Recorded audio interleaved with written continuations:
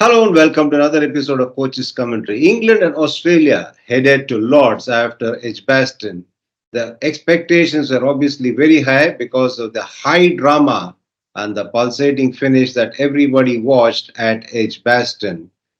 The cricket at Lords was definitely absorbing. It was really fought hard, but nonetheless, the acrimony was something that a lot of people would not have expected. Normally, there's a lot of banter, there's a lot of sledging. All that is always something that you get to see during a Ashes series.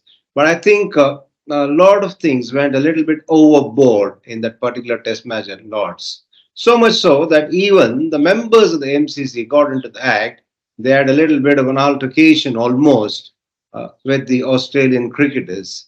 It was nice of the MCC management to come out and apologize on behalf of some of their members, but it is definitely surprising to see the members of MCC indulging in such acts because all these years the tradition is that they would come quietly, watch and enjoy cricket that is played at Lords, and even while clapping, they'll ensure that the decibel levels don't really disturb the others in the ground.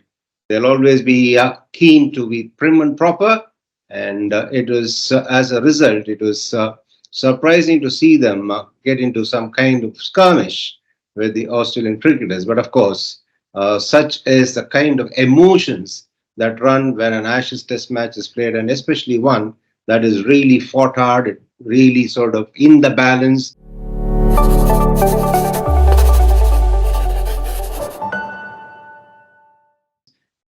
Now, back to the cricket. England had a good opportunity to try and seize the initiative when they put Australia into bat after winning the toss, but that was not to be.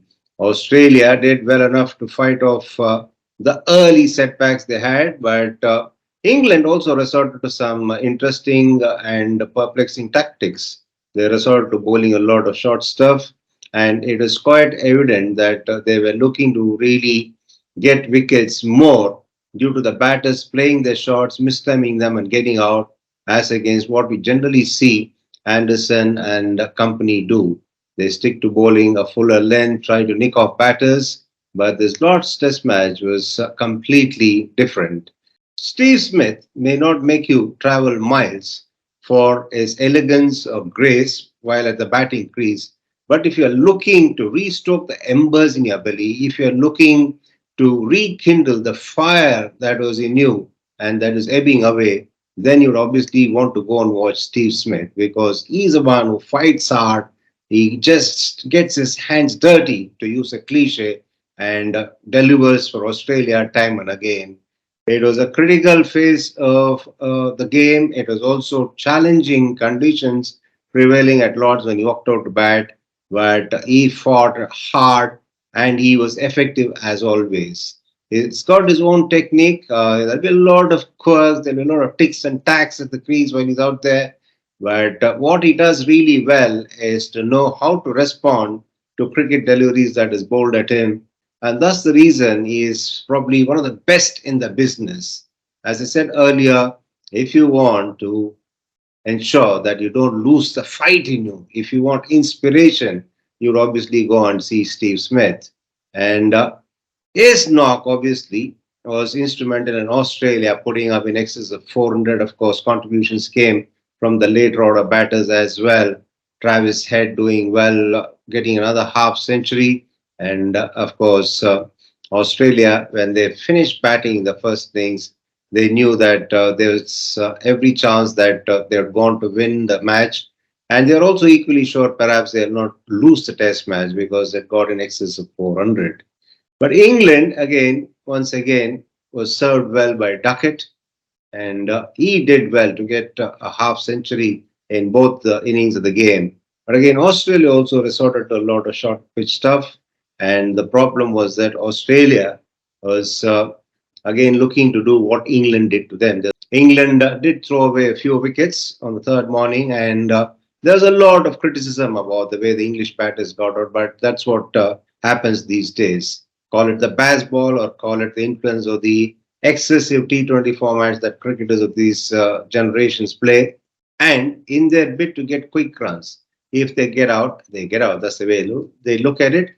But they want action all the time. That's the current lot for you.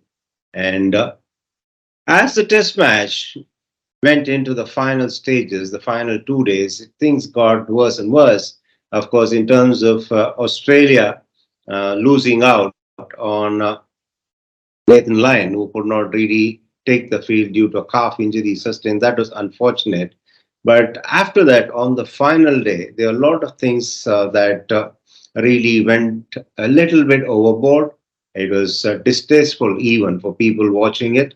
But what is critical here is that the umpires managing the game did well enough to ensure that everything was under control. Yes, there were occasions when one felt things could really get untoward, but that was not to be.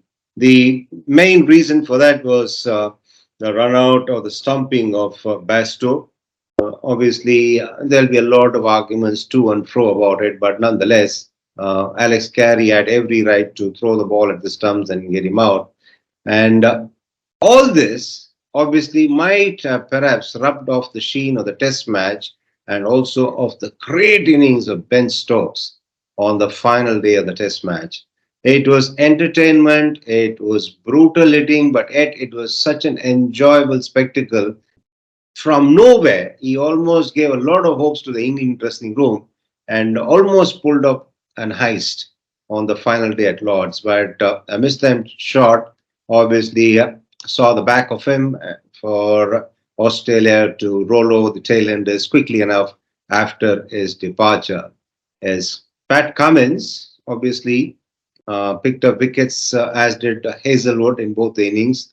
And the problem for Australia was that they did not have the services of Nathan Lyon, who obviously not only holds one end up, but he also picks up wickets. And that was missing for the Australians against England, which is fairly evident because no side can always look at success with just four bowlers who are only quick. They need variety, they need some guile in the form of experienced spinner that Nathan Lyon is. That was not to be, but nonetheless, the Australians will definitely be happy that they won the test match. Yes, they go two up. It's an uphill task for England now with 0-2 down and with just three test matches to go. They need to win all the three to win this edition of the Ashes. Can they do it? But it does look like Australia can match up to England in every which way that England want to go about this Ashes Test series. We saw that in Edgbaston, we saw that in Lords, and it's absolutely brilliant to watch cricket. But what obviously Puritans would love, considering that this is happening in England, and the English always want things to be prim and proper. They'll probably want this contest that you get to see to be rid of all the rancour that was there in the second test at Lords. If they can play without any rancor and if they can continue to play the remaining three test matches in the same vein as they have done in the first two, then obviously there'll be no complaints at all. But as it is, nobody is complaining about the quality of cricket and the excitement and the entertainment the two teams have been providing so far. But they can perhaps try and pipe down a little bit when it comes to the aggro and the sledging bit. Yes, that is perhaps something that you will have when Ashes is played. And of course, this is all part and parcel of the game, is what the argument will be from the players. And hopefully, things will be kept under control by the match officials that are supposed to control the game. And again, full marks to the umpires also, because it's a tough job for them and they've done reasonably well to ensure that everything is in order and things haven't really gotten out of hand. So, as far as cricket is concerned, it's really a great spectacle, and it doesn't matter who ends up winning in the remaining three test matches if the quality of cricket is sustained. And of course, it's advantage Australia now, having won the first two, and they will be obviously looking to ensure that they go for the kill in the remaining test matches as well. On that note, I'd like to wind up this particular episode. And like I always say, until I catch up with you next time, be good and stay safe.